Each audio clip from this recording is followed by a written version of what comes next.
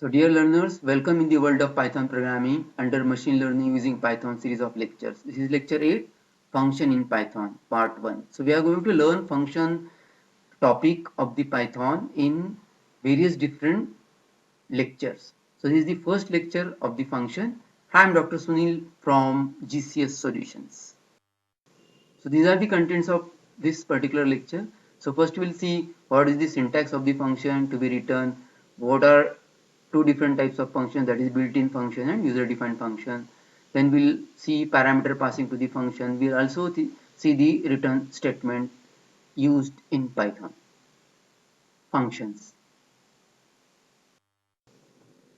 Now, why functions? So before we answer the question why functions, we'll first try to understand what is the function.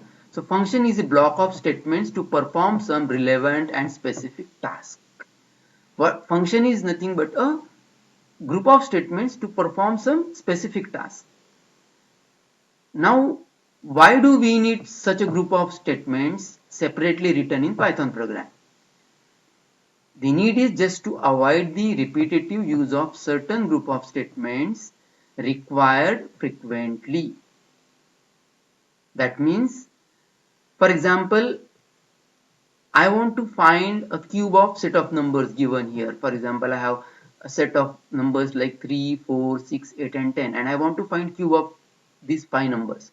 So what approach I have, a traditional approach I have is, I have 5 variables. So I'll assign all these 5 values to these 5 variables and I will calculate a first cube value, cube 1 for variable A. So I'll multiply A how many times? 3 times. Similarly, I have cube value 2 for variable B.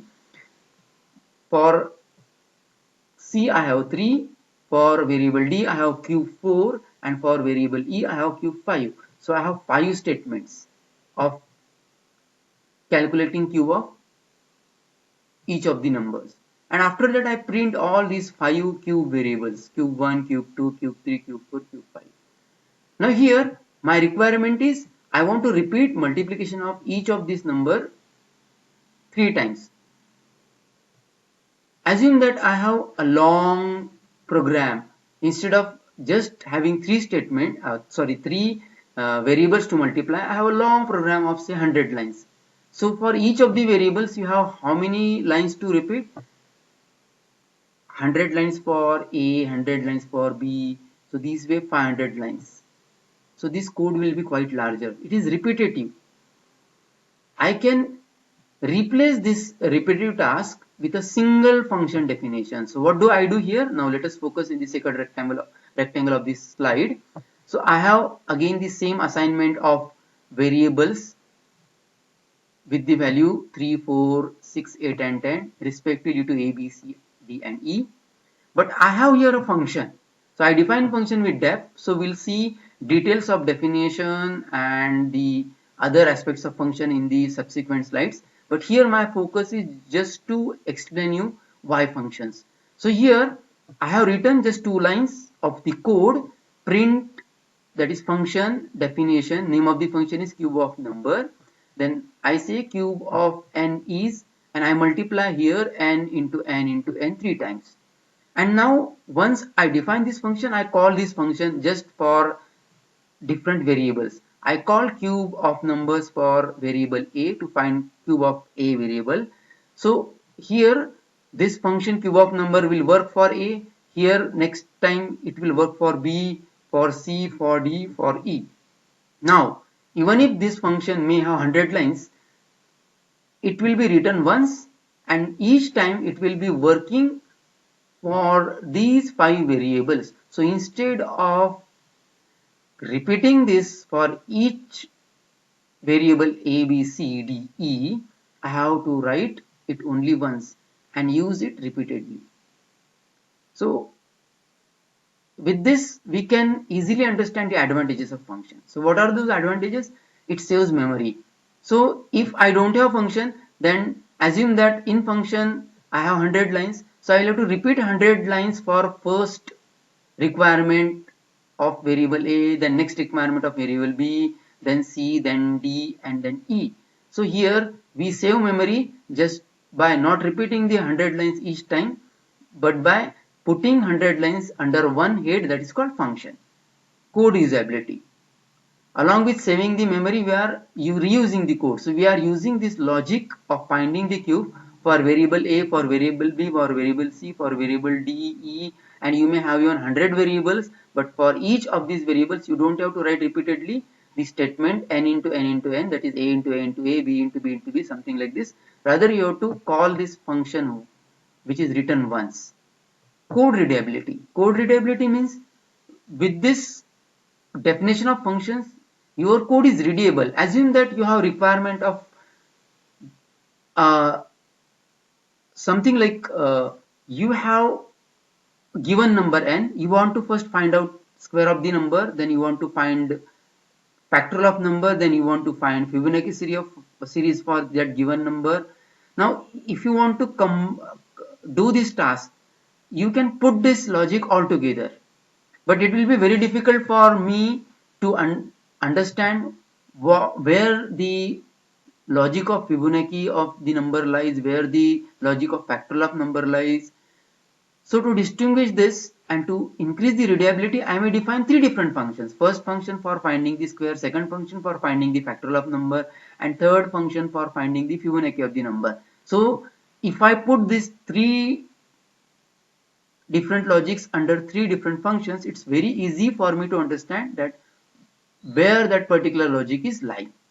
Modularity of the program. So modular programming is required in case of large complex software development. For example, if you want to develop a software for say bank enterprise. So in bank enterprise there are so many activities and sub activities. For example, you can open the account. Under opening the account you can have so many activities related to account. For example, you can make a deposit of the money, you can withdraw money, you can see these statements, you can print many statement, you can view balance. So all these things are done using some software, and that software is implemented in terms of line of codes. So if I put all together, it will be very difficult for me to do some modifications in the code. So what I do, I define the modules. So I define modules for account, I define modules for loan, I can define modules for finance. Under account module, I may have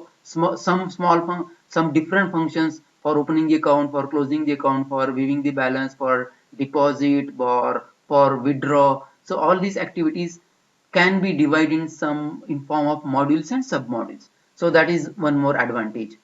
Code management is easy. For example, in the current scenario of cube of numbers, if you want to find cube of only those numbers which are odd, so what I do, I just add a few lines in this existing function cube of number. And what is that logic? That logic is I test number whether that number is divisible at 2 or not. If it is not divisible, then only I have to find the cube.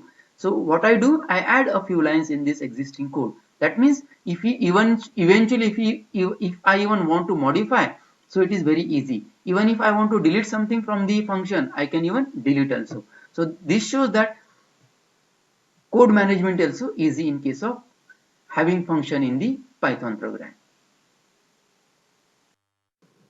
Now let us see the syntax in details. So you have a def compulsory, a keyword, then function name, that is name of the function. So you have to give some meaningful name to the function, and function may take arguments or parameters.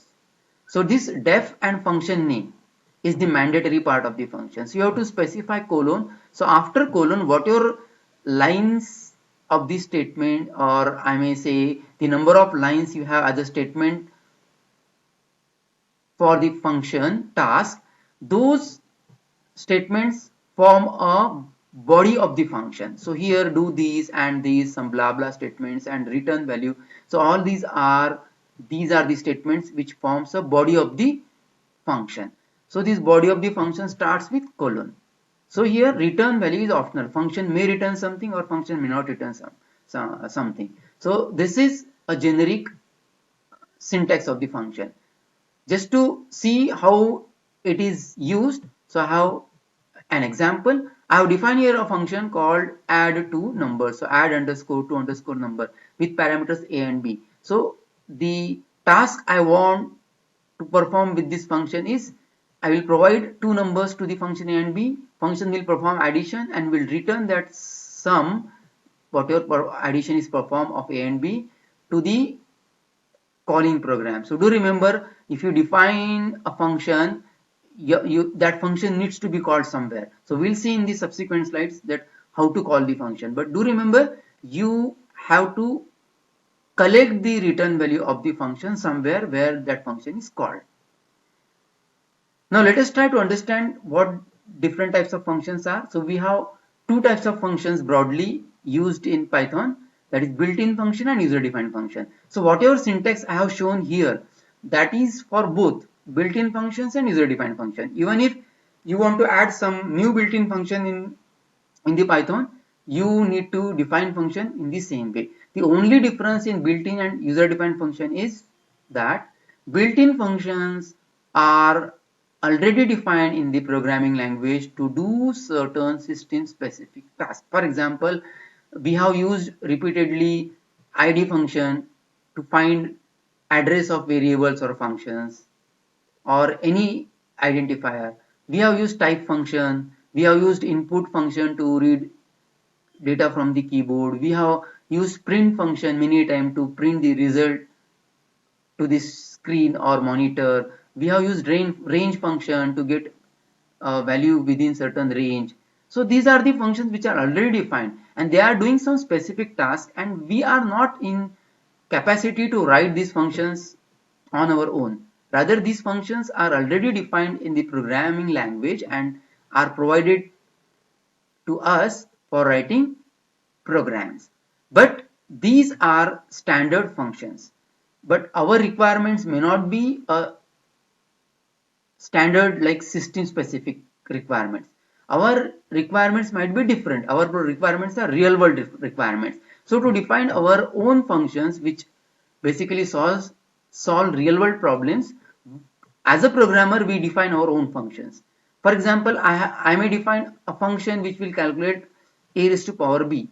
So I define a function power which takes two arguments, a as a base and b as a exponent.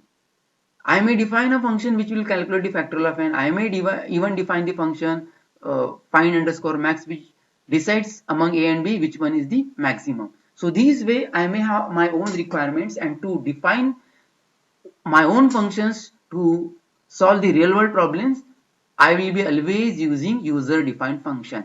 Now whatever syntax we saw here, it was for basically defining the user defined function by the programmers, and we'll be using this syntax to define our own functions. So we are basically interested in writing our own functions, so our focus will be on user defined functions.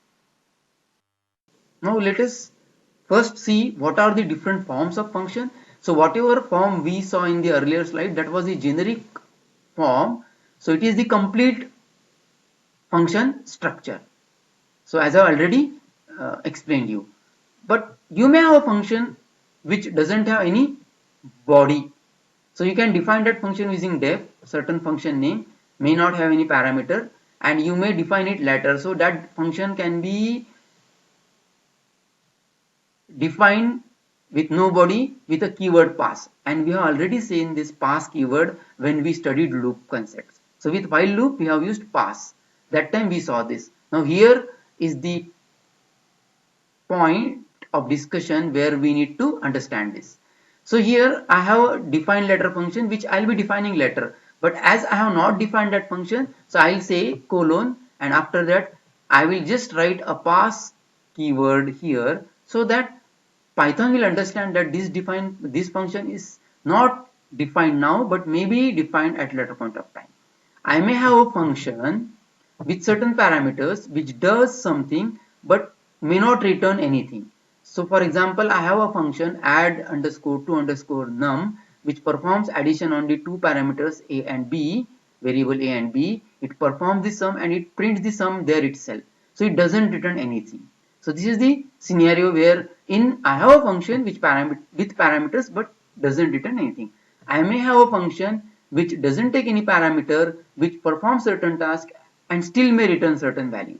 It is not necessary that function to return any value must have parameters. For example, I have a give price function, give underscore price function, which I will be calling when I need to give some price to some prize winner or a competition winner.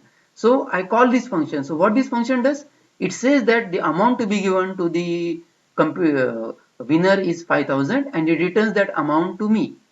So whenever I will be calling this give price function, it will return something. What is that something? It returns me, it gives me 5,000 rupees so that I can give it away to some prize winner.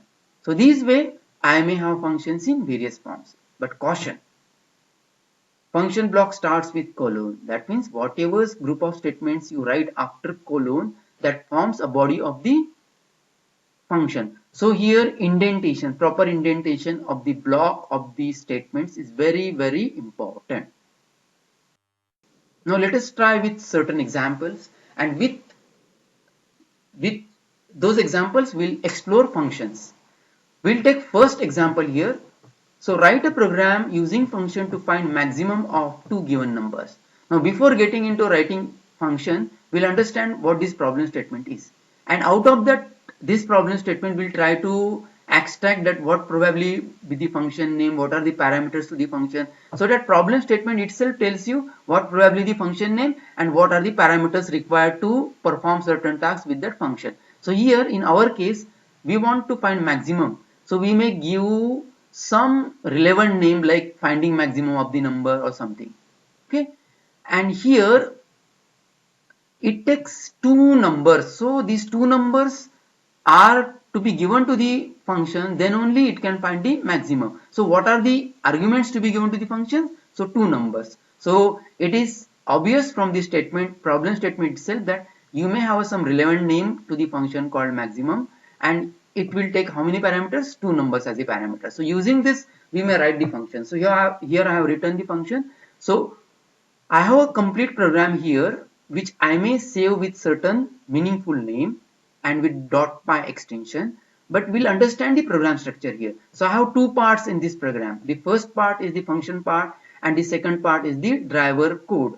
So let us try to understand this now.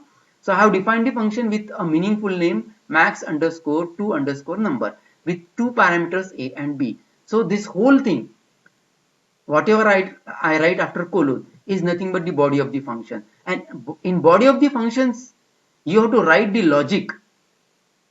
And that logic is nothing but the intended task to be done by the function. So here, what is the intended task to be done by this max underscore to underscore number function?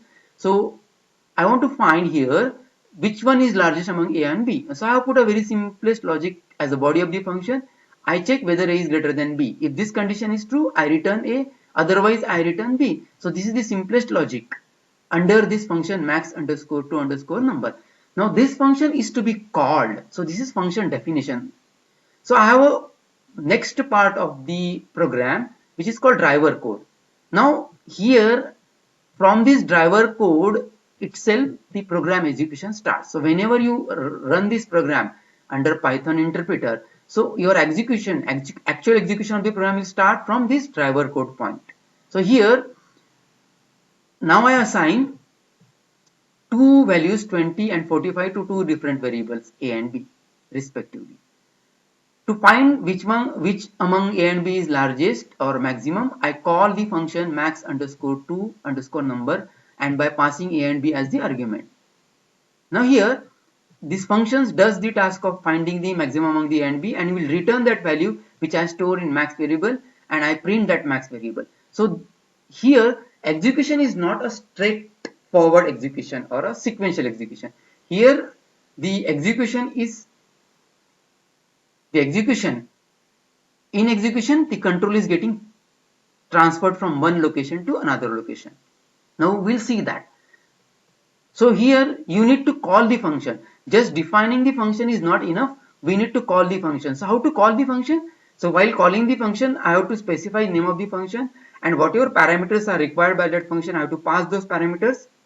Once I do this, at the time of execution of this statement, control will get transferred from driver code to function definition part. So how it works? So here is the explanation. So just focus on the rightmost part of this slide where I am pointing now. So here in the driver code, your execution starts. So you call the function max underscore to underscore number with parameters a and b. Now from here, the control will transfer from driver code to function definition. So see this. Now here some logic is implemented which will find which among the two numbers a and b is largest. So it will return something, that something is either a value if a is largest or a b value otherwise. So here that something is returned. Now when this return statement is executed, the control comes back to the original point of execution. So here this max underscore to number a and b will get replaced with the actual return value of the function, and that value will be returned, will be assigned to max variable, and then we'll execute the next part of the code. So this way this execution proceeds. So that means control is getting transferred from one location to another location and again coming back to the same location, and after that the next statements from that point of execution or from that part onward will be done by the Python program. What does this show? This shows that each of the functions has certain memory address. It is stored somewhere in the memory starting with certain address location, and that address location can be known using function name. So I have a very small code snippet here. So I have defined some function using def. The name of the function is wish function, and I have just a single statement to be printed under this wish function, print hello. So my intention is not to explain you what this function does, rather I want to tell you what if I pass this wish wish as a name of the function to IDE function. IDE is built-in function and wish is my own function. So here I am trying to find out the address of wish function. So this ID returns me 30392800. This is the address of wish function. Similarly, you have address of max underscore to underscore num function. That means each of the functions has its own existence in the Python memory. Here is the execution of our program now. So I have used the Anaconda prompt. On Anaconda prompt, I type the Python command space and file name wherever my file lies. The name of my file is function demo. So I want to just give demonstration of the function, that is the first function getting executed here. So I use pung underscore demo dot py. When I execute it returns me 45, and I think it is correct. Why? Because if I pass a and b as the parameter to the function compares whether a, which is 20, is greater than b, which is 45. As this statement is false, it goes to the else part and it returns b, and that b value is assigned to max, and that max is getting printed, and that's why I got answer 45 as the output by Python program. I hope you understood this.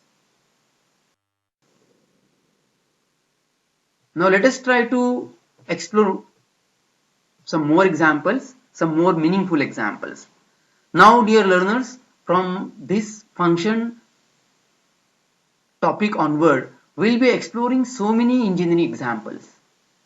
Why did I abstain up till now of taking any examples or much examples on the topics we covered earlier? Because I was waiting for this topic to finish first, function. Because I don't want you to write any meaningful program directly in the driver code. What I want you to get habitual of is to write a function for each of your logic you want to implement and call that logic, that function in your driver code. This is the professional way of doing the programming. So I want you to get habitual of this professionalism. That's why I was not taking much examples in the earlier topic. Rather, I didn't take much examples in the earlier topic, but we'll fill that backlog in the all subsequent sessions or lectures. So come back to the factorial of number. So again try to analyze this function, this problem statement. So I want to write a function, obviously Python function, which will calculate factorial of number. So this problem statement itself tells you what should be the function name and what should be the parameter given in the function. So here I want to find factorial of given number. So that number I will have to give as a parameter to the function. So here only one number is to be given as a parameter to the function. And what is the name to be given to the function? It is factorial. So meaningful name given to the function is factorial. So this problem statement itself tells you everything, that what should be the name of the function and what should be the parameter given to the function. The only thing you have to do as a programmer is writing proper logic to find the factorial. It is your task. It is not the Python's task. If Python does everything automatically, then there is no need of programmers, I think. Isn't it? So here, writing logic for given problem statement is the task of programmer. Rather, what is the requirement of the function is given in the problem statement itself. The only thing is, as a smart analyst, you have to see the problem statement carefully and you have to extract what is the problem, what is the function name, and what are the parameters. And this thing lies itself in the problem statement. You need not worry. You just have to be habitual of analyzing the problem statement into proper form or proper way, and then writing the steps. So let us try to understand factorial logic of given number n. So factorial of number is n into n minus 1 into n minus 2 up to n minus n. That means if I have a given number n, its factorial is multiplying that number with the number less than itself, then again less than that next number. How long? Till you get n minus n. Now n minus n is 0, but you know well 0 factorial is always 1. So here is the example. I take n equal to 4. So my factorial logic tells me that it should be 4 into 4 minus 1 into 4 minus 2 into 4 minus 3 up to 4 minus 4. So here it is nothing but 4 into 3 into 2 into 1 into 0 factorial. But you know that 0 factorial is always 1. So what does this show?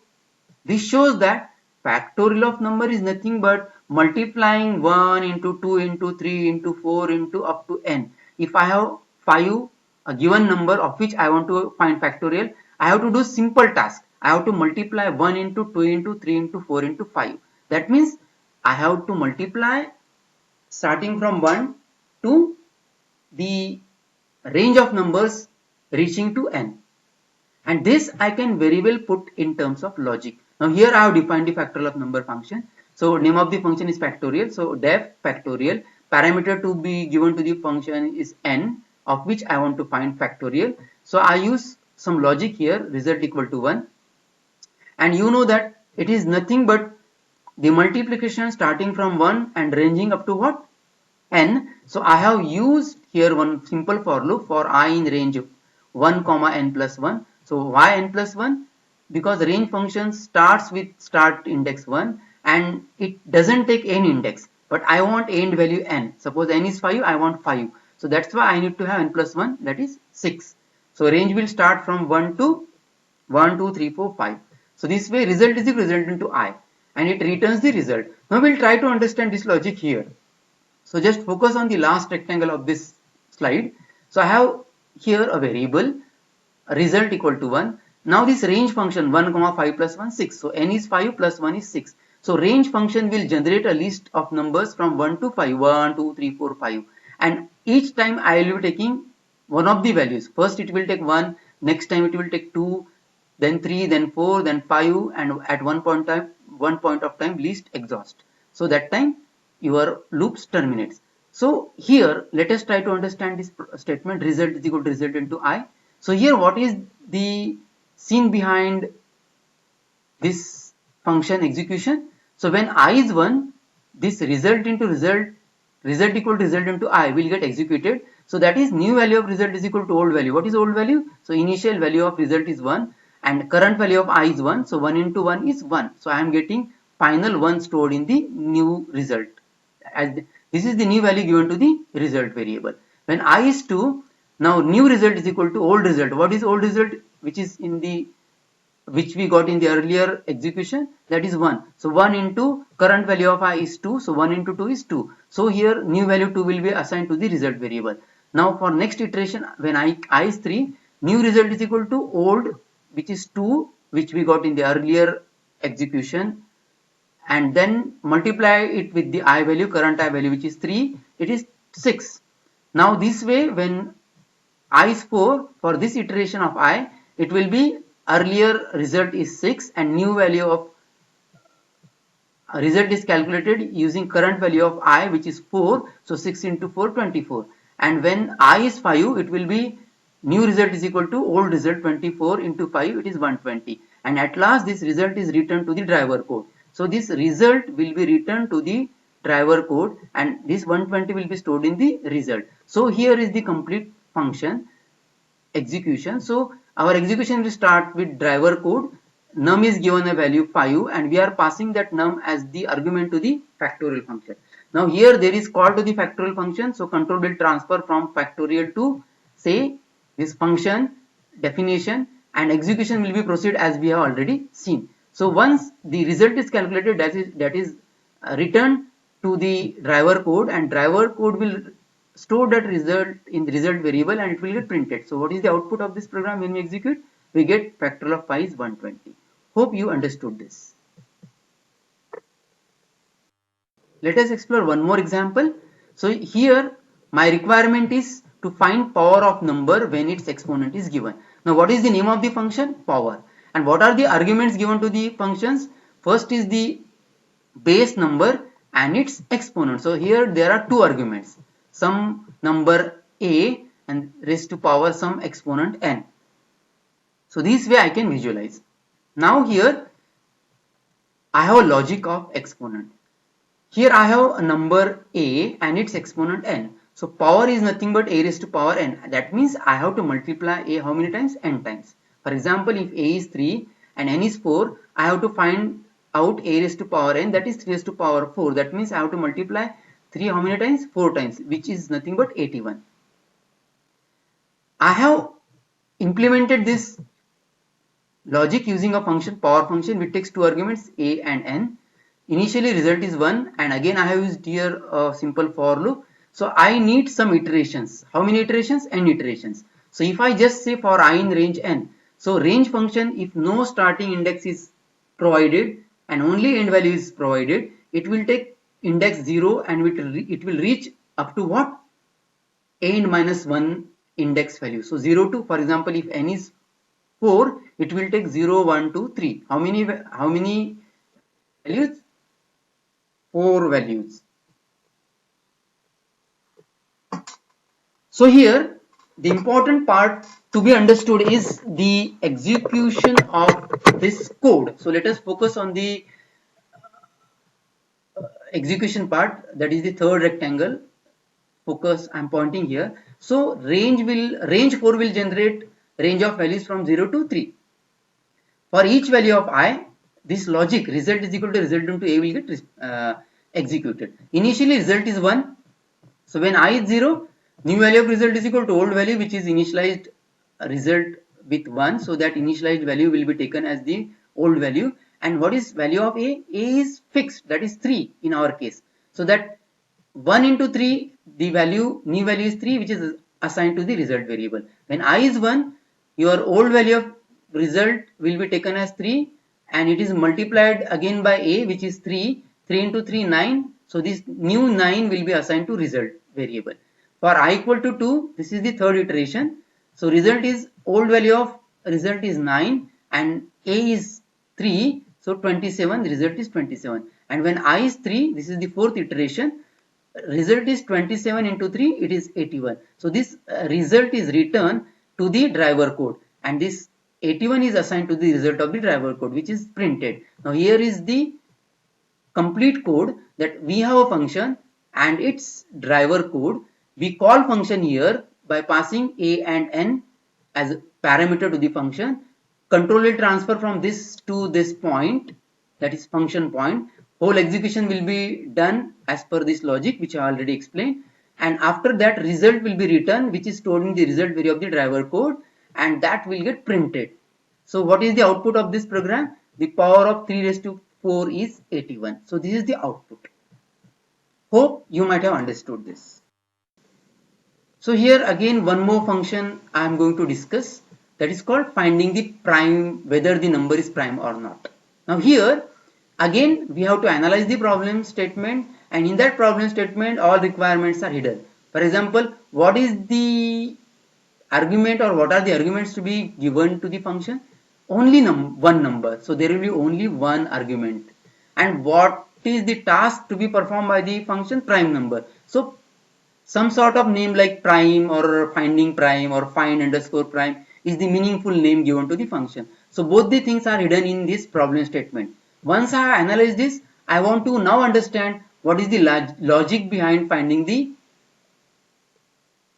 number, whether the number is prime or not. So here is the logic. So I have number n. Now if number is divisible by 1 or itself, then in that case only it is prime. If it is divisible by any of the numbers ranging from 2 to number n, then it is not prime. For example, 3 is divisible by 1 and 3. That's why it is prime. What of 4? 4 is not divisible by, not just divisible by 1 and 4. It is also divisible by the range values from 1 to 4. And one of the values is 2. So 4 is divided by 2. So it is not prime. For example, 15. 15 divisible by 2? No. Divisible by 3? Yes. So it is not prime. So this way we can find. Now what is rule of thumb to find whether the given number is divisible and in turn whether it is prime or not? So any number n, if it is divisible by from 2 to n by 1, and sorry, n by 2, that means half of its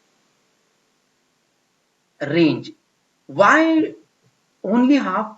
Why should not I divide number from 2 to that number itself?